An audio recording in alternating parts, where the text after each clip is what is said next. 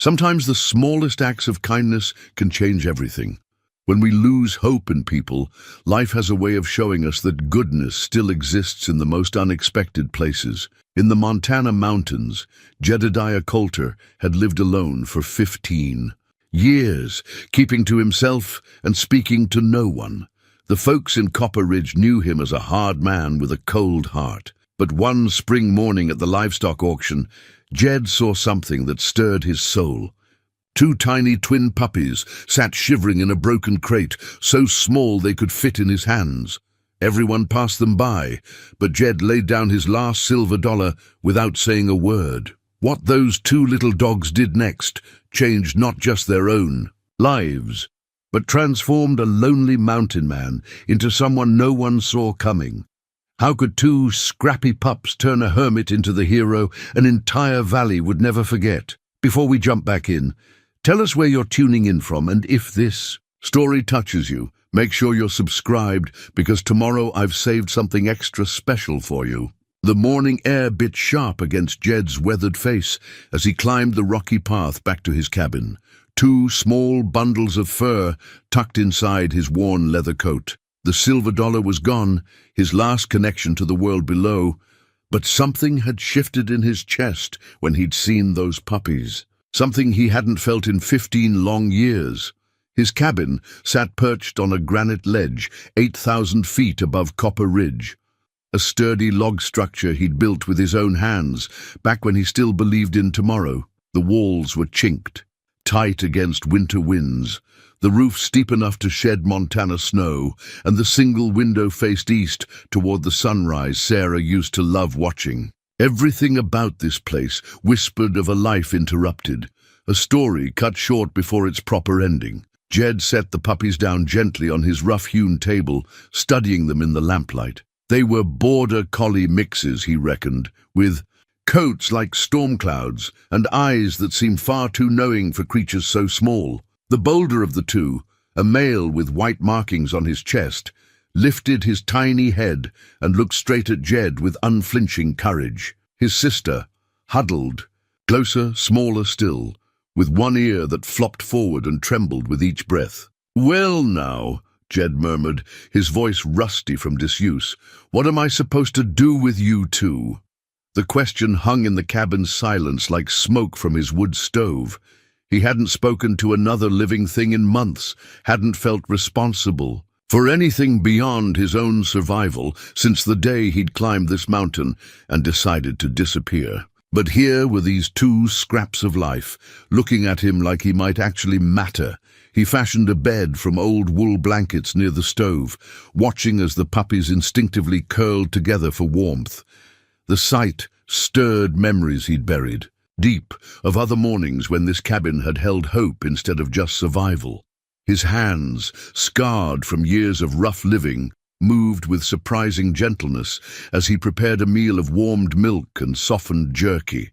The bold puppy, he found himself thinking of him as Scout, approached the food first, tail wagging with determination that reminded Jed of someone he'd once known. The smaller one, who seemed to live in her brother's shadow, waited until Scout had taken his fill before venturing forward. Shadow, he decided. That's what she was, always following, always careful. As they ate, Jed's eyes drifted to the loose floorboard near the fireplace. Beneath it lay the only thing he'd kept from his old life, a hand-carved wooden cross he'd made during those terrible days 15 years ago. Sarah's cross, meant for a grave that had never been dug because the ground was frozen and his heart was too broken to try. Instead, he'd carried it up this mountain and buried it beneath his floor, along with everything else he couldn't bear to remember. Sarah would have loved these puppies. She'd always said that animals could sense the goodness in a person's heart, even when that person had forgotten it existed. Maybe that's why these 2 had looked at him the way they did at the auction, not with fear or suspicion like the townspeople, but with something that felt almost like trust. The memories came flooding back despite his efforts to hold them at bay. Sarah's laugh, bright as summer lightning, her hands soft and gentle, tending to every stray creature that wandered onto their property. The way she'd look at him with eyes full of dreams for the family they'd build together. And then that terrible winter morning when the fever took her and their unborn child both, leaving him alone with nothing but grief and a mountain that promised solitude. He'd been a different man then, younger, full of plans and hope. A man who believed in God and community and the promise that hard work would reward itself with happiness. The town had tried to comfort him, bringing casseroles and condolences, but their kindness felt like salt in a wound that wouldn't heal. So he'd packed what little mattered and climbed until he couldn't climb any more, until the world below became just a memory of lights twinkling in the darkness. For 15 years, he'd lived by simple rules. Take only what you need from the mountain. Give nothing back to the world that had taken everything from him. Trap in winter, hunt when necessary, trade pelts twice yearly for supplies and ammunition. Speak to no one beyond what commerce required. Feel nothing deeper than the satisfaction of a day survived. But now Scout was chewing on his bootlace with tiny growls of determination, and Shadow was curled against his leg like she belonged there, and Jed felt something cracking inside his chest like ice breaking up in spring. The puppies grew stronger each day, their personalities emerging like wildflowers after snow. Scout proved fearless, investigating every corner of the cabin with the confidence of an explorer claiming new territory. He'd chase shadows across the floor, pounce on pine cones Jed brought inside, and bark challenges at chipmunks 10 times his size. Shadow was different, thoughtful, observant, content to watch and learn before acting. But when Scout got himself into trouble, as he often did, Shadow was always there beside him, loyal as sunrise. Jed found himself talking to them, something he hadn't done with another living creature since Sarah. At first, just practical matters, where they should sleep, what they could and couldn't chew. But gradually, the words came easier, and he began sharing thoughts he'd kept locked away for years.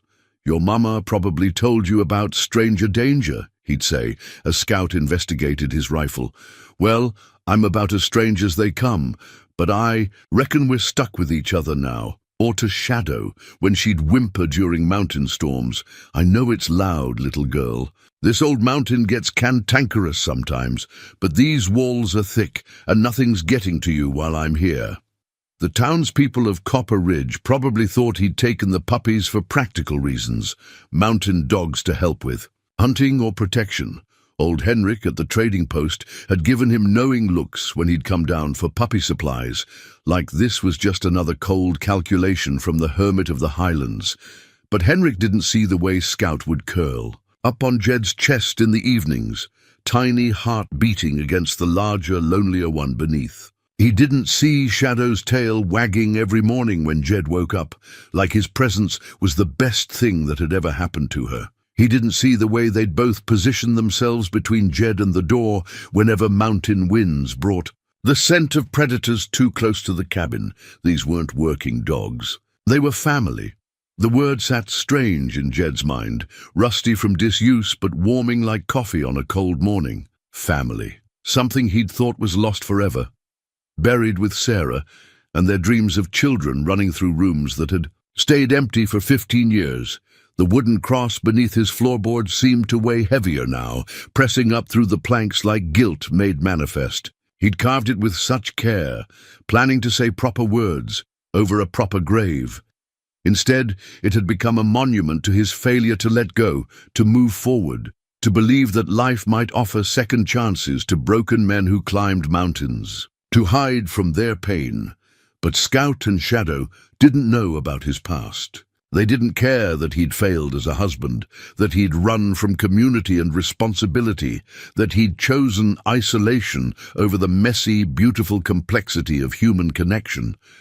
They saw something in him worth loving, worth trusting, worth following around a cabin, like he might actually know what he was doing. Maybe Sarah had been right about animals sensing goodness. Maybe there was still something decent buried beneath 15 years of solitude and self-imposed exile. Maybe it had just taken 2 tiny puppies to dig it out, the way spring water finds its way through solid rock given enough time and patience. As winter loosened its grip on the mountain and the first hints of green appeared in the valley below, Jed began to venture further from his cabin with his new companions. Scout and Shadow took to the mountain like they'd been born to it, their small legs growing stronger with each expedition. They learned to read his signals, to stay close when the terrain grew dangerous, to alert him to sounds and scents his aging senses might miss. But more than that, they taught him things he'd forgotten, the simple joy of play, the comfort of unconditional companionship, the way love could grow quietly in the spaces between words. They reminded him that life was meant to be shared, that isolation might preserve the heart from breaking again, but it also prevented it from healing. The silver dollar was long gone, traded for 2 lives that had given his own meaning. It seemed like a bargain now, sitting by his fire with Scout sprawled across his boots and Shadow's head resting on his knee. Outside, the mountain wind sang its ancient songs, but inside the cabin, warmth had returned to a place that had been cold for far too long. He still didn't know what the future held, still felt the weight of Sarah's cross beneath his floor like an anchor to the past. But for the first time in 15 years, Jed Colter was no longer just surviving, he was living. And that, he thought, as he watched his 2 companions sleep peacefully in the firelight, was worth more than all the silver dollars in the world. The morning Jed's world shifted forever, started like any other, with Scout's cold nose pressed against his cheek and Shadow's soft whimper asking for breakfast. But as he stepped onto his cabin's porch to check the weather, something felt different. The air carried a weight it hadn't held the day before, and the wind brought scents that made Scout's ears perk up with concern. Spring in the Montana highlands was always unpredictable, but 47 years of mountain living had taught Jed to read the signs most folks missed. The clouds building along the western peaks weren't the gentle grey of normal spring rain. They were the deep, bruised purple of a serious storm system, the kind that could dump snow at elevation and torrential rain in the valleys below. He pulled out his weather-beaten surveyor's map, the one he'd carried since his early days as a forest guide before Sarah, before grief, before he'd chosen solitude over society. The paper was soft with age and handling, marked with notes in his own careful script from decades of mountain observation.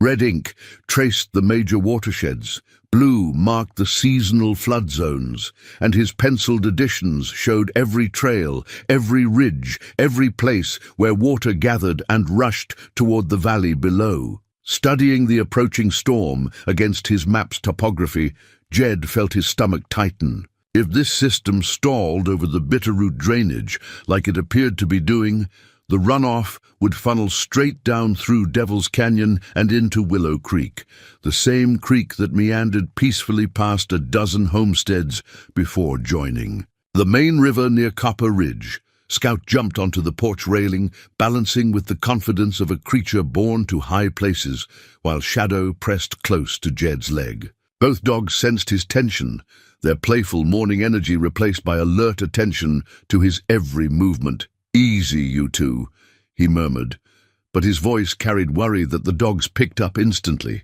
By afternoon, the first drops began falling, fat, cold raindrops that spoke of much more to come. Jed's old radio, a battered shortwave he kept for emergency weather reports, crackled to life with the voice of the National Weather Service. Flood warnings for the entire Copper Ridge Valley. Residents advised to move to higher ground. Emergency. Shelters opening in town. But it was the next transmission that made Jed's blood run cold. A local emergency broadcast from Sheriff Tom Brewster's voice, tight with controlled panic. "This is Copper Ridge Emergency Services. We have a confirmed missing persons report. The Henderson family, Robert, Mary, and their 8-year-old daughter, Katie, failed to return from their fishing cabin on Willow Creek, last seen this morning before the storm hit. Any available search and rescue personnel, please respond to the fire station immediately." Jed knew the Henderson place, a small fishing cabin about 12 miles upstream from town, accessible only by a winding dirt road that paralleled the creek. Nice folks who minded their own business, the kind who'd wave from their truck when they passed his trading post visits, but never pushed for conversation. The father worked construction in Missoula, came up weekends to fish with his little girl, while his wife painted watercolors of the mountain scenery. If they were still at that cabin when the floodwaters hit, another radio transmission cut through. His thoughts. Search and rescue teams were having trouble reaching the area. The main road was already washed out, and the emergency services couldn't get their vehicles close enough to mount an effective search. They were coordinating with the state police to bring in helicopters, but the storm was grounding most aircraft. From his elevated position, Jed could see what the folks in town couldn't. The storm was intensifying, not weakening. Rain was already turning to sleet at his elevation, which meant the high country was getting hammered with snow. When that snow melted, and it would, fast, with the warmer rain falling on top of it, the runoff would turn every creek into a raging torrent. Scout barked sharply, drawing Jed's attention to movement on the distant road below. He could make out the flashing lights of emergency vehicles, tiny as fireflies from his vantage point, clustered where the main road crossed Willow Creek. Even from 8,000 feet up, he could see the dark water spreading across the valley. Floor like spilled ink. They're looking in the wrong place, he told the dogs, spreading his map on the porch table and weighing down the corners against the rising wind. His finger traced the creek's path upstream, past where the rescue teams were concentrated, to where the topography told a different story. The Hendersons' cabin sat in a natural bowl formed by 3 ridges, protected from wind, but also perfectly positioned to become a trap when the water rose. Worse, the only road out crossed the creek twice, and both those crossings would be impassable by now. If the family was still there, they were cut off, probably trapped on whatever high ground they could find around the cabin. But there was another way. A trail Jed knew from his guiding days, a steep pack route that dropped down the north face of Eagle Ridge and came out just above the Henderson place. Dangerous in good weather, nearly impossible in a storm, but it would bypass all the flooded lowlands. A man with mountain experience might just make it, if he was willing to risk everything on terrain that had killed better climbers than himself. Jed stared at the map, his finger resting on the thin line that marked the old Eagle Ridge Trail. No one else would even consider it. The rescue teams were all valley people, trained for road accidents and house fires, not technical mountain rescues in flood conditions. By the time they brought in specialists from Missoula or Great Falls, it might be too late. A little girl was up there, 8 years old, probably scared out of her mind, trusting her parents to keep her safe while the water rose around them. Just like Sarah had trusted him to protect their family before life proved that some promises couldn't be kept. But this time was different. This time, he might actually be able to help. Scout jumped down from the railing and sat directly in front of Jed, head tilted in the way that meant he was reading every nuance of his human's emotional state. Shadow pressed closer, her warm weight against his leg like an anchor to the present moment. Both dogs watched him with those knowing eyes, as if they understood the weight of the decision forming in his mind. "What do you think, Scouts?" he asked them quietly. "Should a washed-up hermit stick his nose where it doesn't belong?" Scout's tail thumped once against the porch boards. Shadow's ears perked forward. Neither dog moved away. The radio crackled again with Sheriff Brewster's voice, more strained now. "Emergency services to all stations. Creek levels are rising faster than predicted. We need to establish a perimeter at Miller's Bridge and evacuate all residents downstream. Henderson family still unaccounted for. Weather Service reports storm system stalling over the mountains. Conditions expected to worsen before they improve." Jed folded the map carefully and tucked it inside his jacket pocket. 15 years of self-imposed exile had taught him many things, but perhaps the most important was this. Sometimes a man's character wasn't measured by the mistakes he'd made or the pain he'd endured, but by what he chose to do when other people's lives hung in the balance. Scout and Shadow followed him into the cabin, sensing the change in their human's energy. They watched as he gathered supplies with the methodical efficiency of someone who'd spent decades preparing for emergencies that might never come. Rope, first aid kit, emergency radio, storm gear, food for 3 days. His old pack, worn but reliable, shaped by years of mountain travel, and from beneath the loose floorboard, for the first time in 15 years, he pulled out the hand-carved wooden cross. Not because he thought it would bring luck or divine intervention, but because if he didn't make it back, maybe someone would understand that Jedediah Colter had finally stopped running from the world and its pain. The storm was worsening, but somewhere upstream, a family was counting on help that wasn't coming fast enough. For the first time since Sarah's death, Jed had a chance to be the man she'd believed he could be. The question was whether 15 years of solitude had left him with enough courage to try.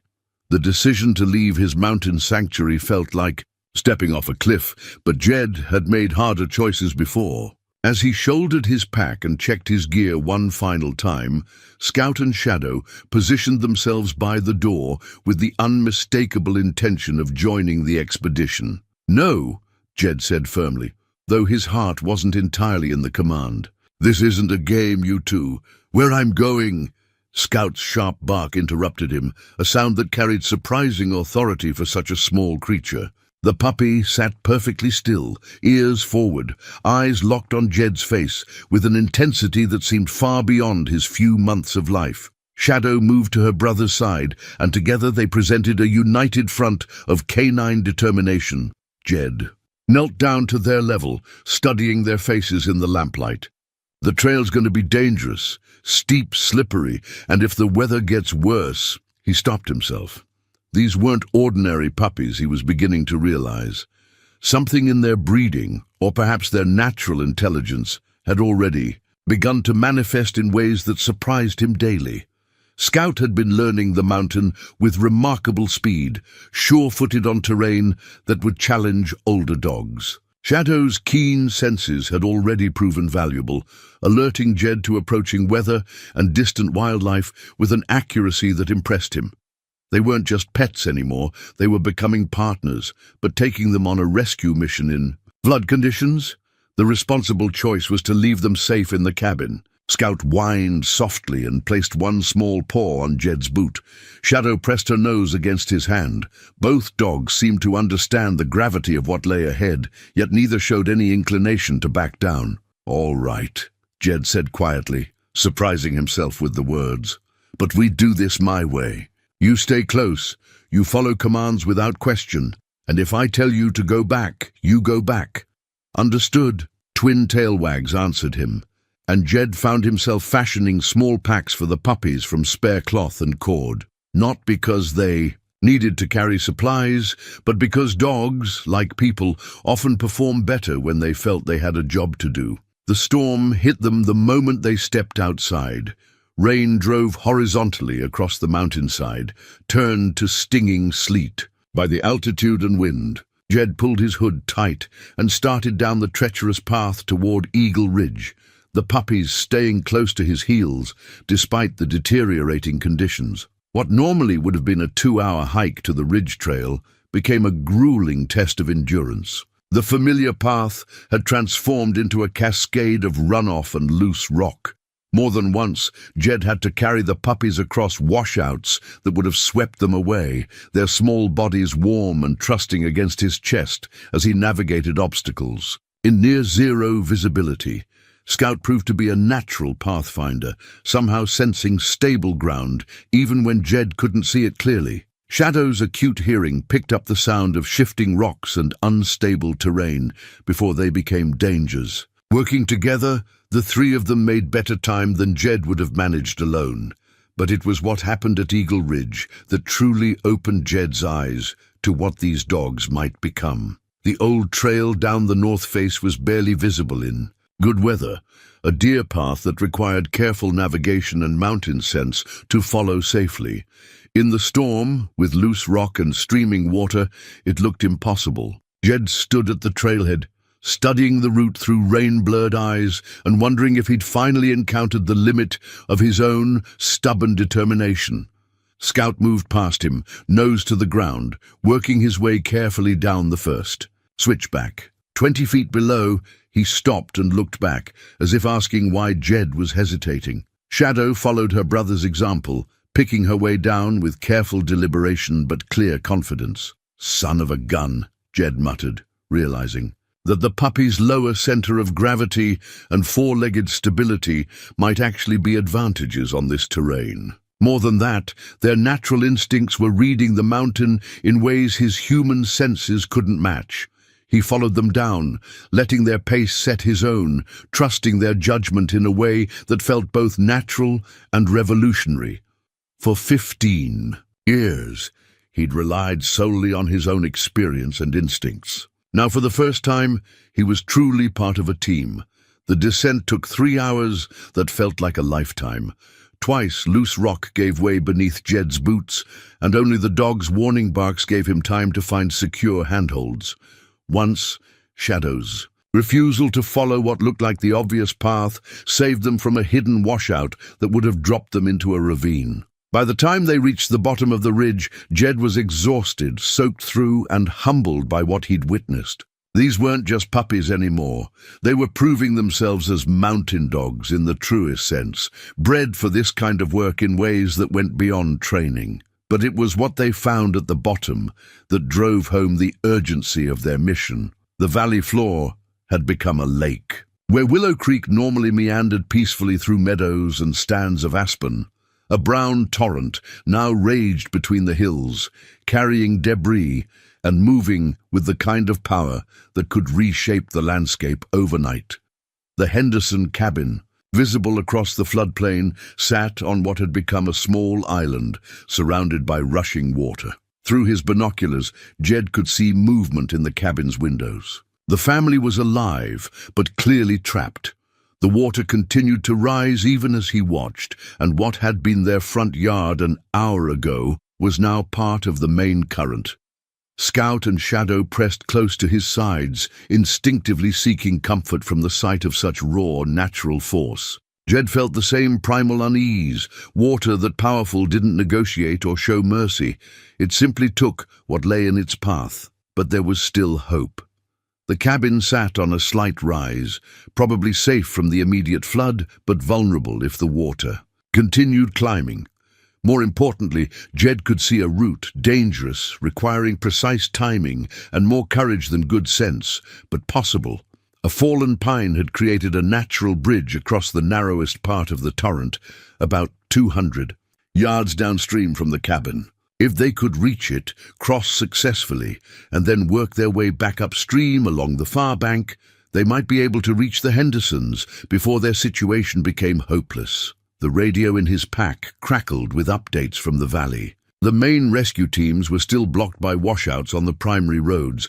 Helicopters remained grounded by the storm. No other help was coming, at least not in time to matter. Jed studied the route one more time, calculating risks and alternatives. Scout seemed to sense his thoughts and moved closer to the water's edge, testing the current with obvious caution, but no fear. Shadow watched her brother, ready to follow where he led. "Well, Scouts," Jed said quietly, his voice barely audible, above the storm's roar.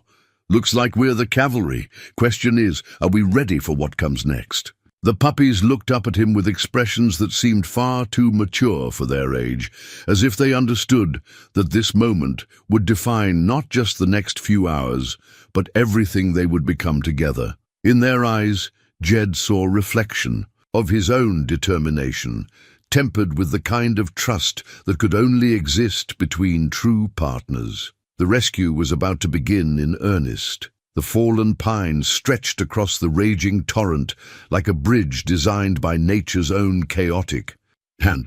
From where Jed crouched with the puppies, the massive trunk looked both impossibly narrow and their only hope of reaching the Henderson family.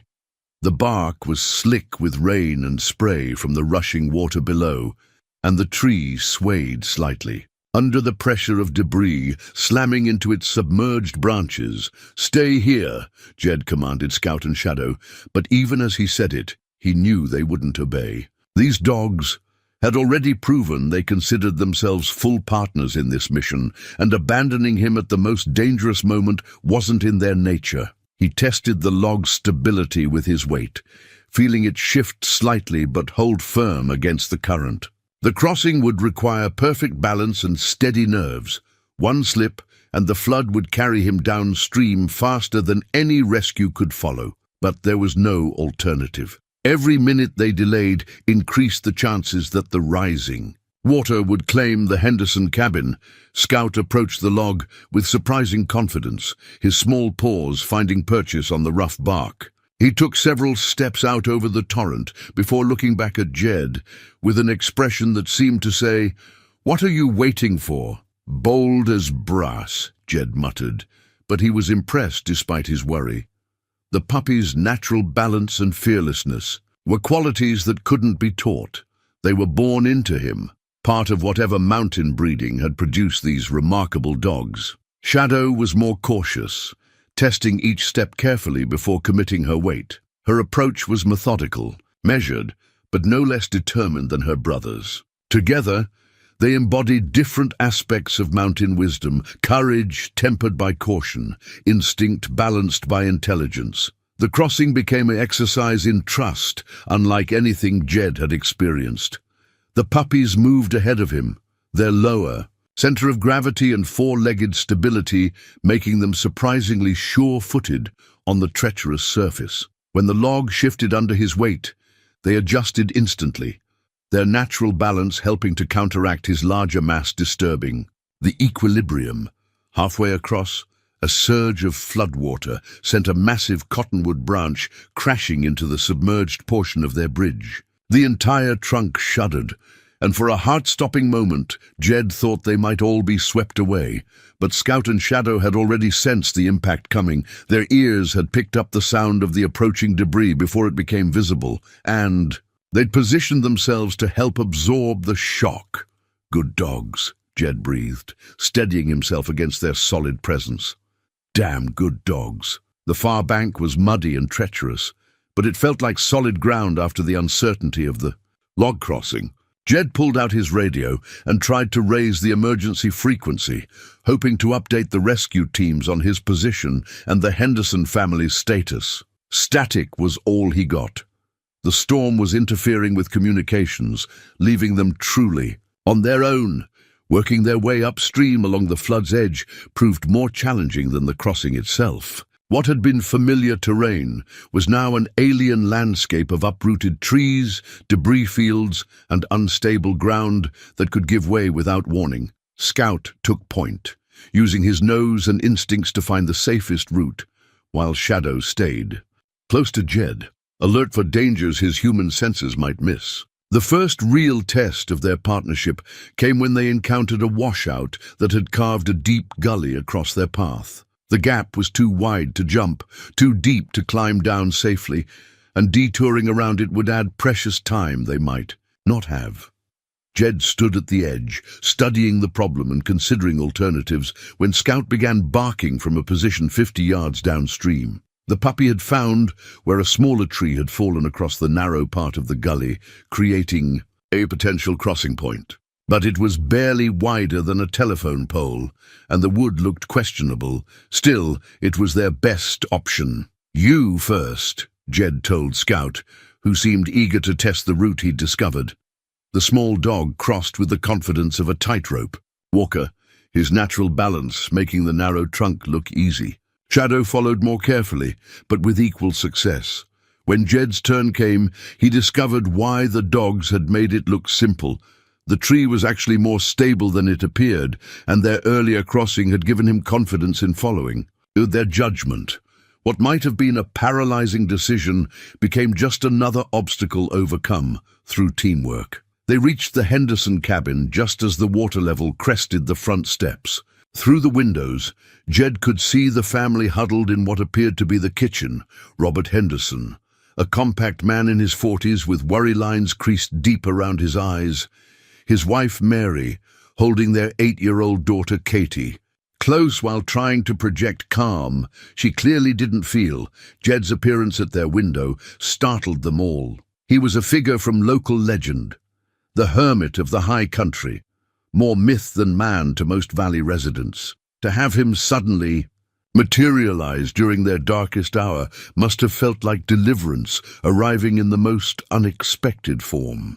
"Mr. Colter," Robert Henderson's voice carried through the glass, filled with disbelief and desperate hope. "Call me Jed," he replied, already assessing the situation. The cabin was solid, but the water was still rising.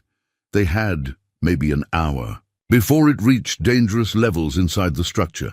"We need to get you out of here, but it's going to require some faith in these two partners of mine." Scout and Shadow had positioned themselves where the family could see them clearly, their calm presence somehow reassuring despite their small size. Katie Henderson's face lit up at the sight of the puppies, the first genuine smile Jed had seen. "In from her since arriving? Are we going to be okay?" the little girl asked, her voice small but steady. Jed met her eyes through the window, remembering another child who had never had the chance to ask that question. "Yes, darling, we're going to get you home safe, but we need to move quickly, and you'll need to trust these dogs to help guide us." Mary Henderson looked skeptical, but Robert was already reaching for their emergency supplies.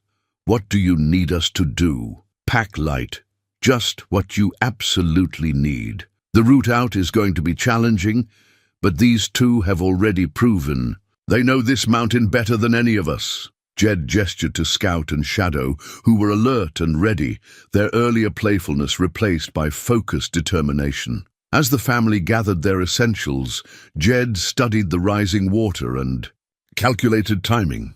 They had one chance to get this right, and failure would likely mean losing more than just the Henderson family. It might cost him the two partners who had already given him back something he'd thought was lost forever. The real test was just beginning. Getting the Henderson family out of their cabin and onto solid ground required more than just courage. It demanded the kind of precise coordination that Jed hadn't attempted since his guiding days. The water had risen another 6 inches while they'd talked, and what had been the cabin's front porch was now completely submerged. Katie first, Jed decided, studying the 8-year-old girl who watched him with the wide-eyed trust that only children could manage in desperate situations. "She's lightest, and if we can get her across safely, it'll give the rest of us confidence for what comes next." Robert Henderson's jaw tightened. "I should go first. Test the route." "No," Jed said firmly. "You're needed here to help get your wife across. And if something happens to me, you're the one who knows these mountains well enough to find another way out." It wasn't entirely true. Robert was a weekend fisherman, not a mountaineer. But the man needed to feel useful, not helpless. Scout had positioned himself at the water's edge, studying the current with the intensity of an engineer calculating. Load stresses. Shadow moved to Katie's side, her gentle presence seeming to calm the frightened girl. The dog's natural understanding of human emotion continued to amaze Jed. They knew exactly what was needed in each moment.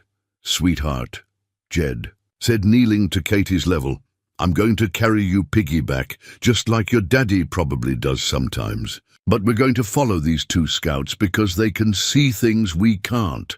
Can you be brave for just a few minutes?" Katie nodded solemnly, then surprised everyone by asking, "What are their names?" "Scout and Shadow," Jed replied. "And they're the best mountain dogs you'll ever meet."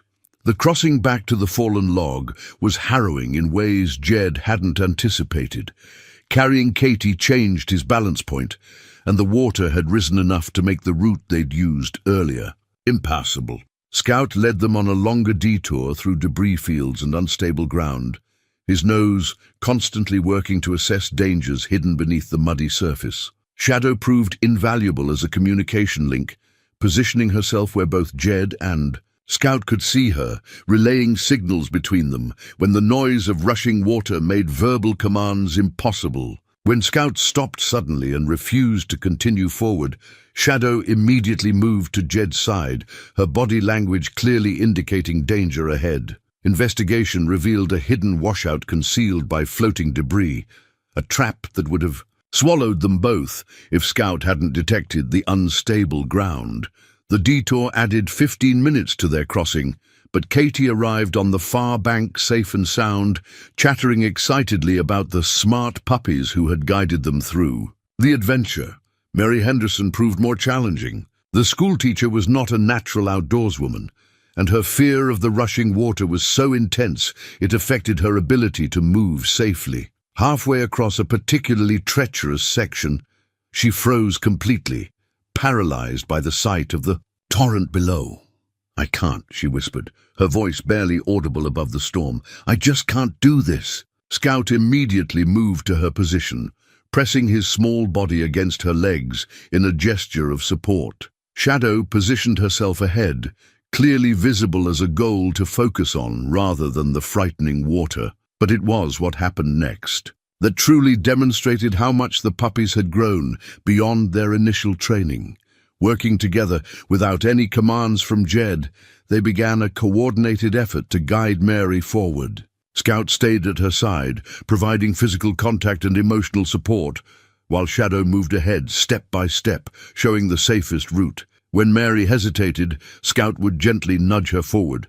When she moved too quickly and risked losing her balance, Shadow would stop and wait, teaching patience through example. "They're herding her," Jed realized with amazement. The border collie instincts were manifesting in ways he'd read about but never witnessed. The dogs were using their natural abilities to move a frightened human to safety, just as their ancestors had moved sheep across Scottish highlands. The technique worked. Mary's fear didn't disappear, but the dog's calm confidence gave her something to focus on besides the rushing water. Step by careful step, they guided her across the dangerous terrain, and when she finally reached solid ground, she collapsed to her knees and gathered both puppies in a tearful embrace. Robert's crossing was the most technically difficult. As the largest member of the family, his weight made every step more precarious, and he carried the emergency pack with their essential supplies. But he was also the most determined, driven by the knowledge that his family's safety depended on his successful navigation of the route. Scout and Shadow had learned from their experience with Mary. This time, they positioned themselves to provide maximum stability assistance, Scout staying close enough to act as a balance point if needed, while Shadow watched for environmental hazards from positions where she could provide early warning. The system worked flawlessly until they reached the log crossing itself. The massive pine had shifted during their earlier crossings, and debris continued to slam into its submerged portions. What had been merely dangerous was now approaching impossible. "Water's rising too fast," Robert observed grimly. "That log's not going to hold much longer." He was right. Each surge of floodwater lifted the trunk slightly, and the debris impacts were taking their toll. They had one crossing left in them, maybe two if they were lucky. After that, the route would be closed until the flood subsided, which might be days. Scout seemed to understand the urgency. He moved onto the log with more haste than his previous careful approach, testing its stability with rapid movements that assessed its condition in seconds rather than minutes. Shadow followed his lead, and together they demonstrated that speed, not caution, was now the key to survival. Robert took their lesson to heart. Instead of the slow, careful crossing Jed had used earlier, he moved across the log with purposeful quickness, trusting the dog's judgment about timing and balance points. His heavier weight made the trunk shift, alarmingly, but momentum carried him across before the movement could become dangerous. By the time the entire family was reunited on the original side of the torrent, the log bridge was visibly deteriorating. They'd made their crossing just in time. Minutes later, a massive cottonwood slammed into the pine's root ball and sent the entire trunk spinning downstream in the current. "No going back now," Jed observed, but he said it with satisfaction rather than worry. They'd gotten the family out, and Scout and Shadow had proven themselves as rescue dogs beyond any doubt. The hard part, he thought, was over. He had no way of knowing that their real test was still ahead, the climb back up Eagle Ridge. With the Henderson family tested every skill Jed had learned in 47 years of mountain living.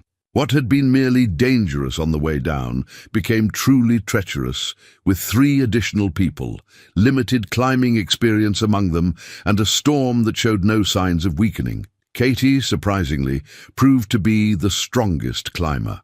Her 8-year-old fearlessness and natural agility served her well on the steep terrain, and she followed Scout's lead with the unquestioning trust that only children could maintain in the face of obvious danger. More than once, her confident movements encouraged her parents when their own resolve began to waver. "She's got mountain in her blood," Jed observed to Robert during a rest stop, watching Katie scramble up a rocky section that had given both adults pause. "Takes after her old man, I reckon." Robert Henderson managed a tired smile. "That's all her mother's doing.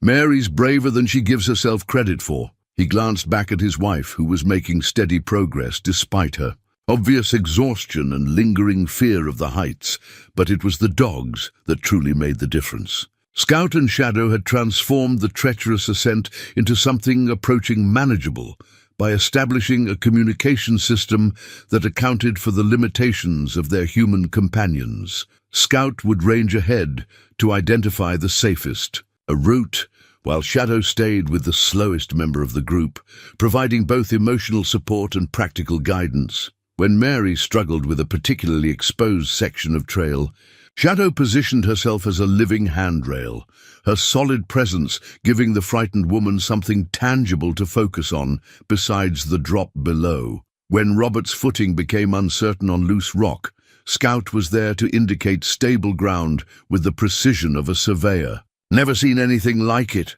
Robert gasped during another rest stop, his breathing labored from the altitude and exertion. "It's like they understand exactly what we need before we know it ourselves." Jed nodded, though he was beginning to realize that what they were witnessing went beyond trained behavior or even natural instinct. Scout and Shadow were demonstrating a level of environmental awareness and human empathy that suggested they were truly exceptional animals. The kind of dogs that came along once in a lifetime, if a man was lucky. The storm's intensity fluctuated as they climbed, sometimes diminishing enough to give them hope, then returning with renewed fury that made progress nearly impossible. During one particularly violent squall, they were forced to take shelter under a rocky overhang, barely large enough for 5 people and 2 dogs. Pressed together in the cramped space, with rain driving horizontally past their meager shelter and wind that threatened to tear them from the mountainside, the Henderson family got their first real look at the man who was risking his life to save theirs. "Why?" Mary asked quietly, her voice barely audible above the storm's roar. "Why are you doing this for us? We're strangers to you." Jed was quiet for a long moment, watching Scout and Shadow position themselves protectively around Katie, their bodies creating a warm barrier between the child and the cold rock wall. The question stirred memories he'd kept buried for 15 years, feelings he'd convinced himself were dead and gone. "Had a family once," he said finally. "Wife, named Sarah. We were expecting our first child when—" He stopped, the words catching in his throat like they always did when he tried to talk about that time. Sometimes a man gets a second chance to do what's right. Sometimes he doesn't. Today feels like a second chance. Katie looked up at him with eyes that held wisdom beyond her years. "What happened to your family?" "Katie," her mother warned gently. But Jed held up a hand. "It's all right. They died, sweetheart. Long time ago, before you were born, and I've been living up in these mountains ever since, trying to forget how much it hurt." He reached out to scratch Scout behind the ears, the simple contact grounding him in the present moment. "But these 2 fellows here, they reminded me that some things are worth remembering, even the painful ones." The storm's fury began to subside, and they resumed their climb with a new understanding between them. Jed was no longer just their rescuer. He was a man working through his own grief by ensuring that another family didn't suffer the loss he'd endured. The most challenging section came near the ridge's crest, where a series of steep switchbacks required careful navigation, even in good weather. The recent rainfall had turned the trail into a waterfall, and loose rock made every step a calculated risk. Worse, the exposure was complete. One mistake would mean a fall that no one could survive. Scout went first, testing each section of trail with methodical precision. When he found solid footing, he would stop and look back, clearly indicating the safe route. Shadow brought up the rear, ensuring that no one fell behind or took a dangerous shortcut that might seem easier, but lead to disaster. It was during this section that Robert's strength finally began to fail. The construction worker was in good shape, but the combination of stress, cold, and physical exertion was taking its toll. His movements became increasingly uncertain, and twice he stumbled on terrain that shouldn't have challenged him. "I need to rest," he admitted, though rest on the exposed ridge meant continued exposure to the storm's punishment. Jed studied the terrain ahead, calculating distances and energy reserves. They were close to the top, maybe 30 minutes of climbing in good conditions, but Robert's condition was deteriorating rapidly, and Mary and Katie were showing signs of exhaustion that could become dangerous if they had to stop frequently. Change of plans, Jed decided. "Katie, you're going to ride piggyback with me from here to the top. Robert, you follow Scout's exact route. Don't deviate, don't try to find shortcuts. Mary, Shadow's going to stay right beside you. Trust her completely." "I can walk," Katie protested, though her small voice carried more determination than strength. "I know you can, darling. But this last bit's going to be tricky, and I need you to help me watch for problems Scout might miss. Think you can handle being my spotter?" The assignment gave Katie a sense of purpose that revitalized her energy, and it freed Robert from worrying about his daughter's safety so he could focus on his own challenging ascent. The strategy worked. They reached the ridge crest just as the storm began to show signs of breaking, with weak sunlight filtering through the clouds for the first time in hours. But the sight that greeted them from the mountain's crest made it clear that their ordeal was far from over. From Eagle Ridge's crest, the view of Copper Ridge Valley revealed a scene that stopped Jed cold. The spring flood hadn't just threatened a single family, it had become a full-scale natural disaster. The entire valley floor was submerged beneath a brown sea of rushing water that stretched from one mountainside to the other. Buildings that had stood for generations were now marked only by the tops of their roofs, jutting above the torrent like scattered islands. But it was what Scout's sharp bark drew his attention to that truly changed everything. Far below, near what used to be the main road into town, a yellow school bus sat partially submerged and tilted at a dangerous angle. Even from their elevated position, Jed could see small faces pressed against the rear windows, children trapped inside while the water continued to rise around them. "Dear God," Mary Henderson whispered, her hand flying to cover her mouth. "How many kids are on that bus?" Robert was already pulling out his binoculars, studying the scene with the focused intensity of a man who just realized their own rescue was only the beginning of a much larger tragedy. "Looks like maybe 25 kids. The bus drivers, trying to keep them in the back, away from the water." Katie pressed close to Jed's side, her small hand finding his as she stared down at the disaster unfolding below. "Are we going to help them too?" The question hung in the mountain air, like a challenge from the universe itself. Jed had spent 15 years convincing himself that he was done with responsibility, done with caring about other people's problems, done with the kind of heroic gestures that had once defined his character. He'd climbed this mountain to escape exactly this sort of situation, where his actions could mean the difference between life and death for people he'd never met. But Scout and Shadow were already moving, their bodies tense with alertness as they studied the valley below. They'd proven themselves as rescue dogs beyond any doubt, and now they were looking to him for direction on what came next. The Henderson family watched him too, waiting to see what kind of man their rescuer truly was. The emergency crews can't reach them, Robert observed grimly. Look at the roads. Everything's underwater, and I don't see any helicopters. Jed pulled out his own binoculars and studied the broader disaster. Robert was right. The scale of the flooding had overwhelmed the local emergency response capabilities. The school bus was just one of several vehicles trapped by the rapidly rising water, but it held the most precious cargo and the least time before the situation became catastrophic. There's an old logging road, Jed said slowly, his mind automatically calculating routes and possibilities despite his reluctance to commit to another rescue. Runs along the north face of Copper Mountain, comes down near where that bus is stuck. Built for heavy equipment, so it might be above the flood line. Might be? Mary asked. Haven't been down there in years. Could be washed out, blocked by slides, or underwater like everything else. Jed lowered his binoculars and looked at the Henderson family, exhausted, cold, and already pushed beyond their normal limits. Getting you folks to safety is my priority. Those kids, that's a job for people better equipped than we are. Even as he said the words, Jed knew they weren't entirely true. His knowledge of the mountain's back roads and hidden routes was unmatched. In the valley, the emergency crews were valley people, trained for house fires and car accidents, not technical rescues in terrain that was changing by the hour. If anyone could reach that bus, it was probably him.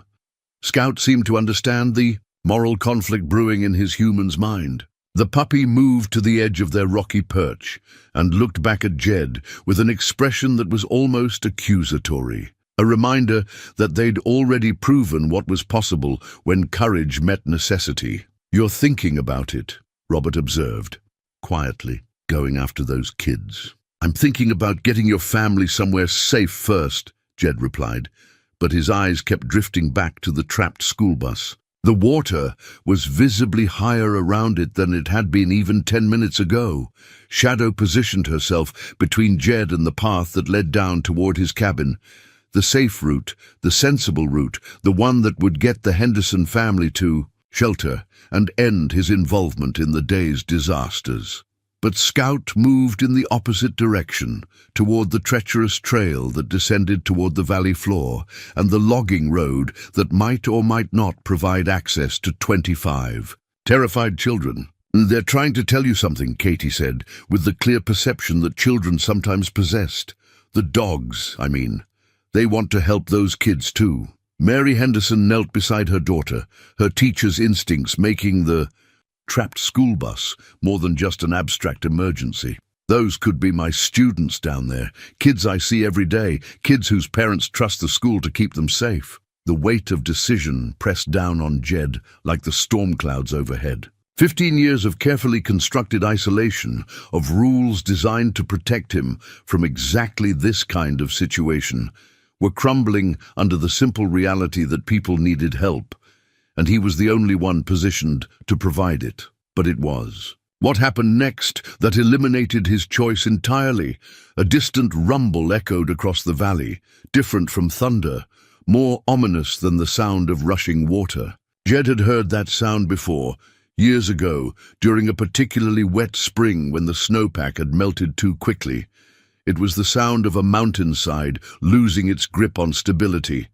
Landslide, he breathed, scanning the slopes above the trapped bus.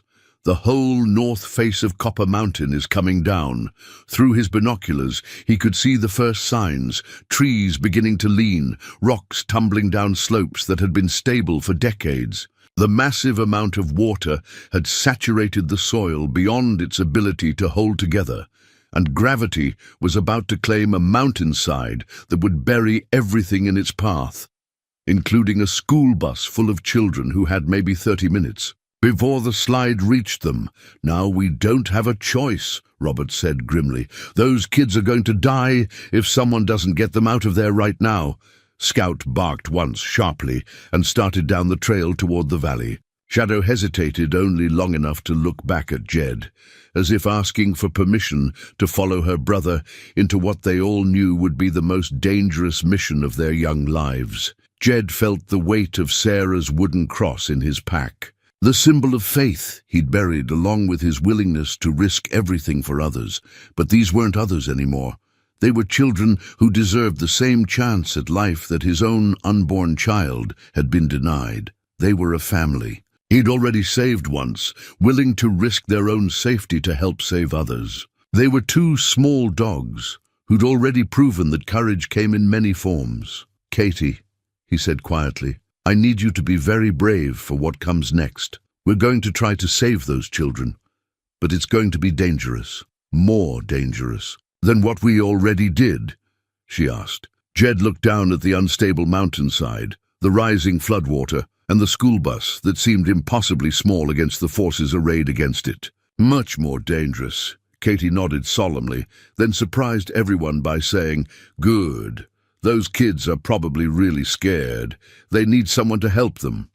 And with that simple statement from an 8-year-old girl, Jedediah Colter made the decision that would define not just the rest of this day, but the rest of his life. The hermit of the high country was about to risk everything on the belief that some things mattered more than safety, more than solitude, more than the careful preservation of a heart that had already been broken once. Scout was already 50 yards down the trail, moving with the confident pace of a dog who knew his human had finally made the right choice. Shadow waited until Jed took his first step toward the valley, then bounded after her brother with tail wagging. The race against time and gravity had begun. The descent toward the valley floor required every bit of mountain wisdom Jed had accumulated in 4 decades of high country living. The old logging road he'd remembered was there, but barely, washed out in 3 places, blocked by fallen trees in 2 others, and transformed into a rushing creek for most of its length. What should have been a 20-minute drive became a grueling hour-long scramble over terrain that shifted and changed with each passing minute. Scout and Shadow had adapted their partnership to the urgency of the situation. Instead of their earlier careful pace, they now worked with focused efficiency, Scout ranging far ahead to identify obstacles, while Shadow stayed close enough to relay critical information back to the group. Their communication had evolved beyond simple barks and body language into something that approached telepathy between the 2 dogs. "How much time do we have?" Robert asked during one of their brief rest stops. His breathing labored from the pace they were maintaining. Jed studied the mountainside above the trapped school bus, watching for telltale signs of imminent collapse. "Hard to say. Could be minutes, could be an hour. Depends on how much water's soaking into the slide zone." He didn't mention that every geological instinct he possessed was screaming warnings about what he saw up there. Mary Henderson had surprised everyone with her stamina and determination. The school teacher who'd been paralyzed by fear during their river crossing was now moving with grim purpose, driven by the knowledge that her own students might be among those trapped children. "I should be the one to go on the bus," she said. "For the 3rd time. Kids will respond better to a familiar face." "We've been through this," Jed replied patiently. "You don't have the technical skills for what we're going to face down there, and those kids are going to need someone they can trust completely, which means someone who knows exactly what they're doing." It was a reasonable argument, but Jed knew the real reason he wanted Mary to stay with her family. What they were about to attempt had maybe a 50-50 chance of success, and he couldn't bear the thought of Katie losing her mother to the same kind of heroic gesture that had cost him Sarah. Some risks were his to take alone. The sound of the approaching landslide had grown more pronounced as they descended, a low rumble that seemed to come from the mountain's very bones. Trees that had stood for centuries were beginning to lean at impossible angles, their root systems undermined by the saturated soil. When the slide finally let go, it would move with the speed of an avalanche and the destructive power of a tsunami. There, Scout barked from ahead, his sharp call drawing everyone's attention to the first clear view they'd had of the logging road's terminus. The old route did indeed reach the valley floor, ending at a gravel turnaround that was now partially underwater, but still above the flood's main current. More importantly, the school bus was visible from their position, a yellow island of hope, surrounded by brown water that crept higher with each passing minute. The vehicle had come to rest against a cluster of cottonwood trees that were holding it in position, but those same trees were showing signs of root failure that meant the bus's anchor point wouldn't hold much longer. "Can you see the children?" Mary asked, her voice tight with controlled emotion. It was a crucial question that Jed had been working through during their entire descent. The flood current was too strong for children to navigate safely, and the bus was positioned too far from either shore for a simple wade-to-safety evacuation. They needed a way to transport 23 scared children across 50 yards of dangerous water to the relative safety of the logging road. "Rope line," he said finally, the plan crystallizing as he spoke.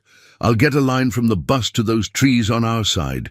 Use it as a guide and safety line for multiple trips." "Multiple trips?" Robert looked skeptical. "How many kids can you carry at once?" "2, maybe 3 of the smallest ones, which means 8 or 9 crossings minimum." Jed didn't voice the math that made his stomach clench. With the landslide approaching and the water rising, they simply didn't have time for 9 careful evacuation runs. Scouts seemed to understand the logistics challenge they faced. The puppy moved to the water's edge and studied the current with obvious intelligence, then looked back at Jed with an expression that seemed almost like a suggestion. "What's he thinking?" Katie asked, following Scout's gaze between the bus and their position. Shadow joined her brother at the water's edge, and together they demonstrated something that made Jed reconsider his entire approach. Moving in perfect synchronization, the 2 dogs entered the current and began swimming toward the bus, not struggling against the flow, but using it to their advantage, angling their approach to arrive exactly where they intended. They're showing us the route, Jed realized with growing excitement.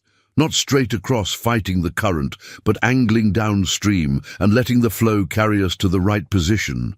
It was brilliant in its simplicity, and it changed everything about the evacuation plan.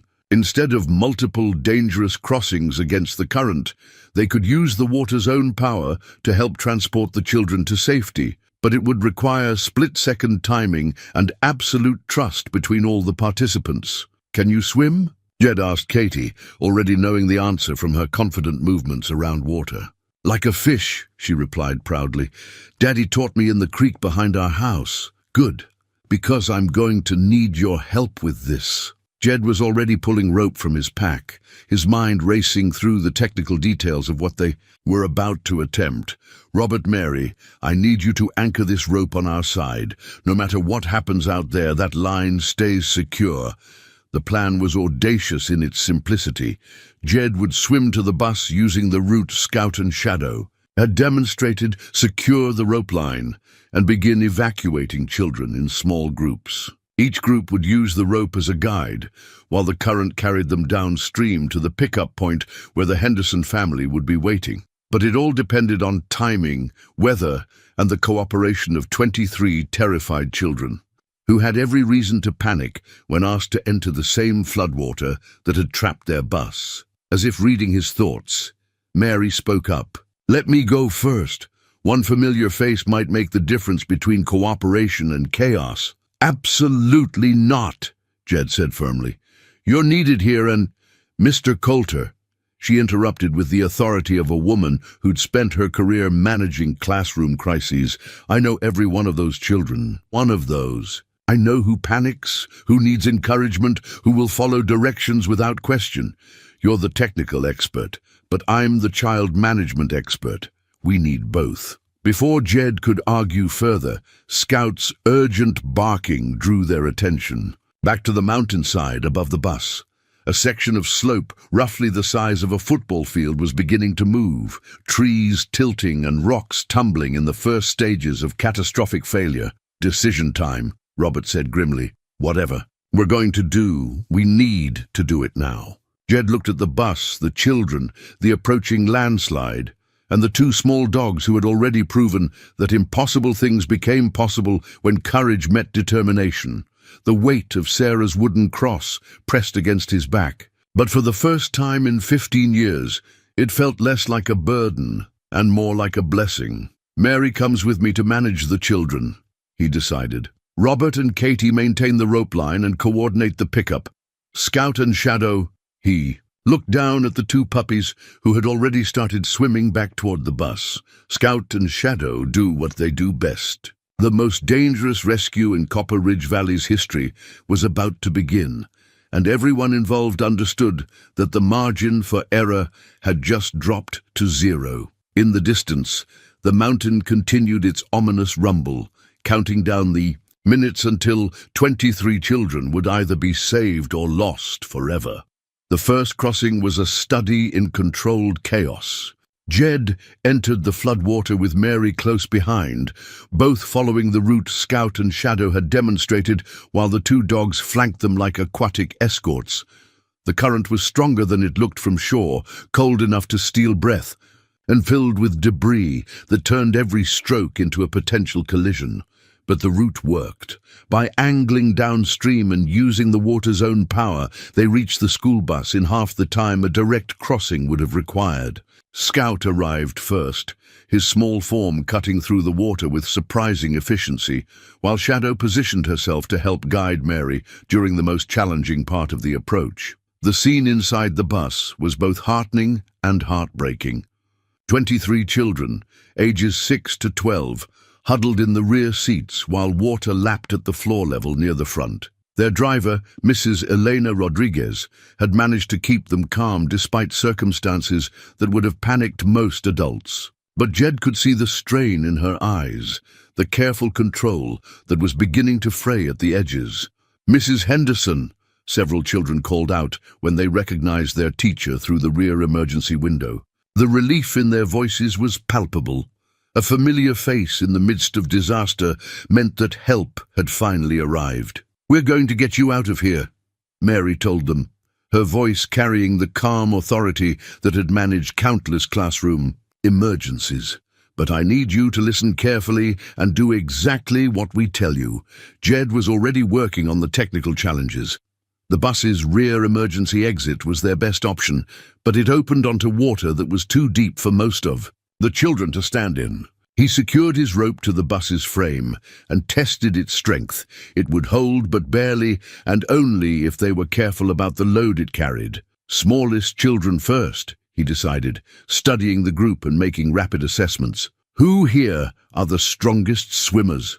Several hands went up, including 2 10-year-old boys who looked confident despite their fear. "Good, you'll help with the younger ones. Mrs. Rodriguez, can the bus stay stable if we shift weight to the back?" The driver nodded grimly. "For now, but the trees we're hung up on are starting to give way. I can feel the whole thing shifting." As if to emphasize her point, the bus lurched slightly as one of the cottonwood roots gave up its grip on the saturated bank. The movement sent water surging higher into the vehicle's interior, and several of the younger children began crying. Scout seemed to understand that time was running out. The small dog moved to the front of the bus, positioning himself where he could monitor the vehicle's stability while keeping watch for signs that their anchor point was failing completely. Shadow stayed near the evacuation exit, her calm presence helping to reassure children who were seeing their first close-up view of the rescue plan. "First group," Jed announced, pointing to 3 of the smallest children, a 6-year-old girl and twin 7-year-old boys who looked terrified but determined. "Mary will guide you through the water. Hold onto the rope, follow her exactly, and remember that Scout and Shadow are going to be right there with you." The evacuation began with agonizing slowness. Each child had to be helped through the emergency exit into water that reached their chests, and then guided along the rope line while fighting current that wanted to sweep them downstream. Mary proved invaluable, her teacher's voice cutting through their fear with instructions they instinctively trusted. But it was Scout and Shadow who made the impossible seem manageable. The two dogs positioned themselves to create a living safety net around each group of children, their presence somehow making the terrifying journey feel more like an adventure than a life-or-death struggle. The first group made it safely to shore, where Robert and Katie helped pull them from the water and into the relative safety of the logging road. But even as they celebrated that small victory, Jed could see that their time was running out faster than anticipated. The mountainside above them was showing increasing signs of instability. Trees that had been merely leaning were now falling, and the rumble of shifting earth was growing loud enough to hear over the storm and rushing water. Worse, the bus was settling deeper into the current as its anchor points continued to fail. "Second group, let's go," Jed called. But his voice carried new urgency that the children couldn't help but notice. That's when disaster struck. As the second group of children was preparing to enter the water, one of the key cottonwood trees finally gave up its fight against the current. The massive trunk rolled away from the bus, taking with it the vehicle's primary stability point and sending the entire yellow structure sliding deeper into the flood. Water rushed through the rear exit, and what had been a manageable evacuation became a race against drowning. The remaining 18 children were now trapped in a bus that was rapidly filling with water, with no stable platform for the evacuation. To continue, Scout's barking turned frantic, and Shadow pressed close to Mary as the reality of their situation became clear. They had perhaps 2 minutes before the bus became completely uninhabitable, and 18 children who couldn't possibly be evacuated in time through conventional means. Jed stared at the crisis unfolding around him and realized that everything they'd accomplished so far had been preparation for this moment, when conventional rescue methods failed and only the impossible would suffice. In the chaos that followed the bus's shift into deeper water, Jed witnessed something that would stay with him for the rest of his life. Scout and Shadow, working without any commands or guidance, initiated a rescue operation that defied everything he thought he knew about animal behavior and intelligence. Scout dove beneath the rising water inside the bus and emerged with a 6-year-old girl's backpack strap in his teeth, pulling her toward the emergency exit with gentle but insistent pressure. Shadow positioned herself to support the child from the other side, and together the two dogs guided the frightened girl through the exit and into the relative safety of the rope line system. "They're organizing their own evacuation," Mary whispered. In amazement, then immediately followed the dog's lead. "Children, listen to me. Scout and Shadow are going to help each of you get to the exit. When they come to you, follow them exactly." What followed was a coordinated effort between human intelligence and animal instinct that transcended anything Jed had imagined possible. The dogs seemed to understand not just the mechanics of the evacuation, but the emotional needs of each child. Scout worked with the bolder children who needed encouragement to be brave, while Shadow focused on the more frightened ones who required gentle reassurance. But even with their extraordinary assistance, time was running out faster than children could be moved. The water inside the bus was now knee-deep on the smaller children, and Mrs. Rodriguez was struggling to maintain order as panic began to set in among those still waiting their turn. That's when Jed made the decision that defined his transformation.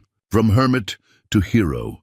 Instead of continuing the slow, safe evacuation process, he began carrying multiple children at once, 2 clinging to his back, 1 tucked under each arm, moving through the water with desperate efficiency, while Scout and Shadow swam alongside to provide stability and direction. The technique was dangerous beyond measure. Overloaded with children and fighting current that grew stronger by the minute, Jed was betting everything on his mountain-trained strength and 47 years of experience reading water conditions. One mistake would cost not just his life, but the lives of the children he was trying to save. But it worked. Group after group of children reached the safety of the logging road, where Robert and Katie waited to pull them from the water and wrap them in whatever dry clothing could be found. The successful evacuations gave hope to those still waiting, and even the youngest children began to show the kind of courage that emerged when adults demonstrated complete commitment to their safety. The crisis came with the final group. 6 children, including Mrs. Rodriguez, trapped in a bus that was now more than half submerged and tilting at an angle that made movement increasingly difficult. The mountainside above them was showing signs of imminent collapse, with rocks the size of automobiles beginning to tumble down slopes that had been stable for decades. "One more trip," Jed told Mary, though they both knew the numbers didn't work. 6 people plus 2 dogs exceeded the rope line's tested capacity, and the bus was settling so quickly that they might not have time to organize another systematic evacuation. But Scout had a different plan. The small dogs swam not toward the shore, but toward a partially submerged pickup truck that had been caught in the flood upstream from the bus. Barking urgently, he drew everyone's attention to what he'd discovered: a floating debris field that included logs, truck beds, and other items that could serve as improvised life rafts. "He's found us a flotilla," Jed realized, his exhausted mind suddenly seeing possibilities that hadn't existed moments before. "We can use the debris as platforms. Get everyone out in one trip." The improvised evacuation that followed required split-second timing and absolute trust between every participant. Mrs. Rodriguez and the older children were loaded onto a large log that Scout had identified as stable. The younger children were placed in the bed of the pickup truck, which floated despite being nearly submerged. Mary and the dogs positioned themselves to guide the improvised convoy, while Jed used the last of his strength to push and steer their makeshift vessels toward shore. They reached the logging road just as the mountainside above them finally gave way. The landslide that followed was everything Jed had feared, a thundering cascade of rock, earth, and shattered trees that obliterated the school bus's former position and sent a wall of debris rushing down the valley. But 23 children, their teacher, their bus driver, and 2 extraordinary dogs were safe on solid ground, watching the destruction from a distance that measured their survival in seconds rather than minutes. As the immediate danger passed and the magnitude of what they'd accomplished began to sink in, Jed found himself surrounded by children who looked at him not as the hermit of the high country, but as the man who'd risked everything to bring them home.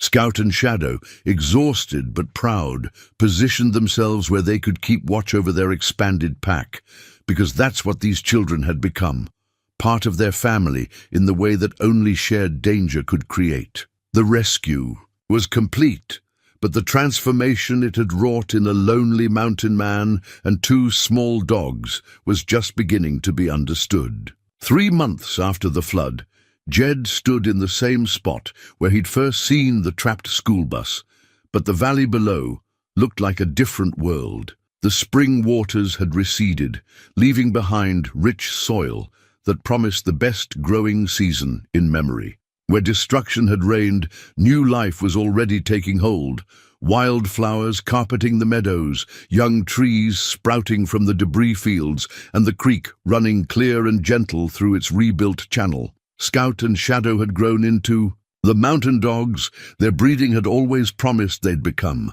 but their fame extended far beyond their working abilities. The local newspaper had run a front-page story about the miracle dogs of Eagle Ridge, and visitors from as far away as Denver made the drive to Copper Ridge, hoping to catch a glimpse of the animals who'd helped save 23 children from certain death. But fame hadn't changed them. They still greeted each morning with the same enthusiasm, still treated every mountain trail like an adventure waiting to unfold, still positioned themselves protectively around anyone who needed their help. The key, only difference, was the quiet confidence they carried now, the assurance that came from proving themselves under the most extreme circumstances imaginable. "Never seen anything like it," Sheriff Tom Brewster had told the newspaper reporter. "Those dogs didn't just help with the rescue, they organized it. Smartest animals I've encountered in 30 years of law enforcement." The transformation in Jed had been more gradual, but no less profound. The hermit, who'd avoided human contact for 15 years, now found his cabin regularly visited by grateful families, fellow mountain residents seeking advice, and emergency services personnel wanting to learn from his expertise. He'd been officially appointed as a volunteer search and rescue coordinator, a position that gave him purpose beyond mere survival for the first time since Sarah's death. But it was the smaller changes that meant the most. The way he smiled when children waved from passing cars. The conversations he now initiated at the trading post instead of conducting business in grim silence. The fact that he'd finally hung Sarah's wooden cross on his cabin wall instead of keeping it buried beneath the floorboards, not as a monument to grief, but as a reminder that love lost could become love given to others. Katie Henderson had become a regular visitor, often hiking up to the cabin with her parents to help with simple chores and listen to Jed's stories about the mountains. Her fearlessness during the rescue had matured into a genuine love for the high country, and Jed found himself teaching her the same wilderness skills his father had passed down to him decades earlier. "Will you teach me to train dogs like Scout and Shadow?" she asked during one of their weekend visits, scratching Shadow behind the ears while Scout demonstrated his latest trick, opening the cabin door by jumping up and turning the handle. "These two trained themselves," Jed replied with a chuckle. "Best I can do is teach you to listen to what they're trying to tell you." Mary Henderson had returned to her teaching with renewed energy, incorporating outdoor education and emergency preparedness into her curriculum in ways that made learning feel like preparation for adventure rather than drudgery. Her students hung on every word when she told the story of their rescue, though she always emphasized the teamwork that had made survival possible rather than focusing on individual heroics. Robert Henderson had surprised everyone, including himself, by discovering a passion for mountain rescue work. He'd enrolled in technical training programs and volunteered for every search and rescue call in the county, driven by the understanding that his family's survival had depended on someone being willing to risk everything for strangers. The school district had commissioned a bronze plaque that now stood near the rebuilt bridge crossing Willow Creek. It read simply, "In grateful recognition of Jedediah Colter, Scout and Shadow, whose courage under extraordinary circumstances saved 23 children on the day the mountain fell. Heroes come in all shapes and sizes, but perhaps the most meaningful recognition had come from an unexpected source." Elena Rodriguez, the bus driver who'd kept 23 terrified children calm during their worst moments, had hand-embroidered a wall hanging that now occupied the place of honor above Jed's fireplace. It showed two small dogs leading a group of children to safety, with mountains rising protectively around them all. "For the man who reminded us that angels sometimes have 4 legs and muddy paws," the accompanying note had read. The evening routine in Jed's cabin had evolved to accommodate his expanded family. Scout and Shadow had claimed their spots on either side of his chair, close enough to provide warmth but positioned where they could keep watch over the valley below. The radio still crackled with weather reports and emergency calls, but now Jed listened with the ear of someone ready to help rather than someone trying to avoid involvement. As autumn painted the mountains in shades of gold and crimson, Jed found himself reflecting on the strange turns life could take. 15 years ago, he'd climbed this mountain as a broken man, fleeing from pain he couldn't process. The silver dollar he'd spent on 2 unwanted puppies had seemed like his last connection to a world that had taken everything he loved. But sitting by his fire, with Scout's head resting on his boot and Shadow curled against his leg, Jed understood that the coin hadn't been his last link to the world. It had been his first payment toward finding his way back to it. The smallest acts of kindness really could change everything, just as he'd said in what felt like another lifetime. Sometimes those acts saved 2 puppies. Sometimes they saved 23 children. Sometimes they saved a man's soul. Outside, the mountain wind sang its ancient songs, but inside the cabin, warmth had returned to a place that had been cold for far too long. And in the morning, there would be new adventures waiting, new chances to help, new reasons to believe that life was meant to be shared rather than simply endured. The hermit of Eagle Ridge had come home.